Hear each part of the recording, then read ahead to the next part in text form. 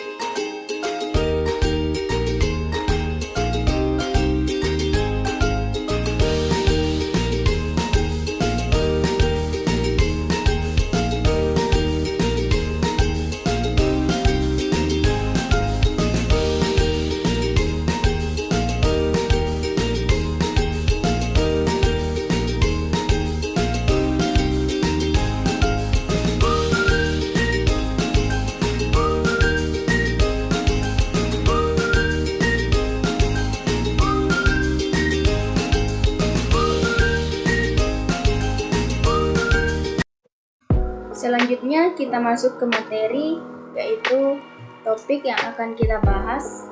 Yang pertama, pengertian interaksi manusia dan komputer. Kedua, tujuan interaksi manusia dan komputer. Dan yang ketiga, ruang lingkup interaksi manusia dan komputer. Keempat, antarmuka manusia dan komputer.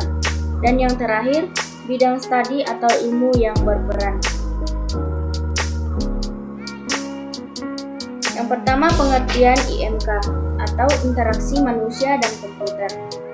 Interaksi manusia dan komputer adalah disiplin ilmu yang mempelajari hubungan antara manusia dan komputer yang meliputi perancangan, evaluasi, dan implementasi antarmuka pengguna komputer agar mudah digunakan oleh manusia.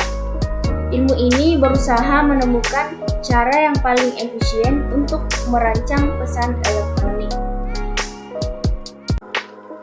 Kemudian ada tujuan IMK.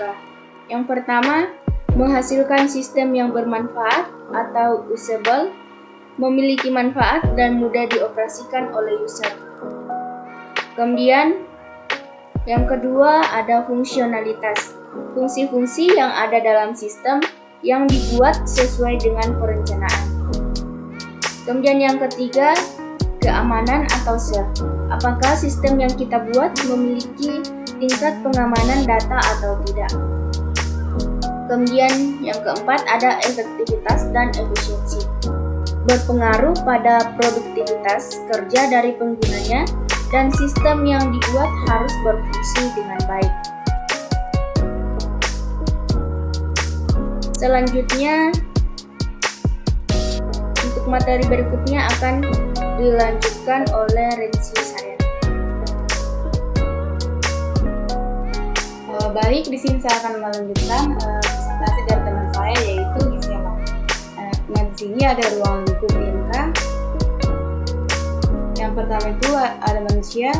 Manusia merupakan pengguna user yang memakai komputer.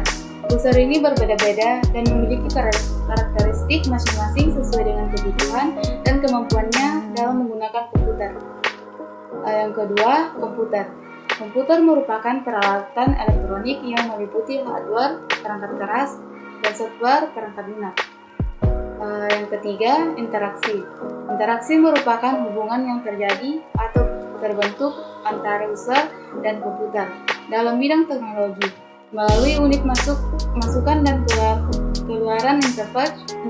Interaksi membantu manusia apa yang terjadi antara user dan sistem komputer. Selanjutnya di sini ada antarmuka IMK. Antarmuka seperti apa yang diinginkan oleh user? Yang pertama itu antarmuka komputer harus user friendly, ramah dengan pengguna, yaitu seperti antarmuka yang bagus, mudah dioperasikan, mudah dipelajari, pengguna merasa senang menggunakan software tersebut. Yang kedua, antarmuka yang berkualitas tinggi yang dikagumi oleh orang-orang, beredar luas dan sering ditiru. Yang ketiga, suatu antarmuka interpretasi yang dibuat seharusnya tidak hanya dapat dilihat, disentuh atau didengar, tetapi juga mencakup konsep kebutuhan user untuk mengetahui sistem komputer dan harus dibuat terintegrasi seluruh sistem.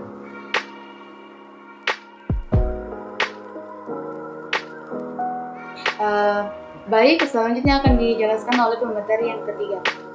Baiklah, saya akan melanjutkan presentasi dari teman saya yaitu Rensi Saryanti.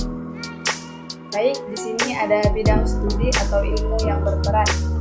Yang pertama ada teknik elektronika atau ilmu komputer, memberikan kerangka kerja untuk dapat merancang sistem HCI. Yang kedua ada psikolog, memahami sifat dan kebiasaan, persepsi dan pengolahan kognitif, keterampilan motorik pengguna. Yang ketiga ada perancangan grafis dan tipografis. Sebuah gambar dapat bermakna sama dengan 1000 kata. Gambar dapat digunakan sebagai sarana yang cukup efektif untuk dialog antara manusia dan komputer. Yang keempat ada ergonomik, aspek fisik untuk mendapatkan lingkungan kerja yang nyaman, misal bentuk keyboard, mouse, posisi duduk, dan lain-lain. Yang kelima ada antropologi, untuk memahami cara kerja berkelompok yang masing-masing anggota bekerja sesuai bidangnya. Yang keenam ada domestik, untuk melakukan dialog diperlukan komunikasi yang memadai menggunakan bahasa khusus seperti bahasa grafis, bahasa menu, atau bahasa perintah. Yang terakhir ada sosiologi, studi tentang pengaruh sistem manusia komputer dalam struktur sosial, misal adanya PHK karena otomasi kantor. Demikian presentasi dari kelompok kami, kurang dan lebihnya mohon dimaafkan. Saya tutup dengan Assalamualaikum warahmatullahi wabarakatuh.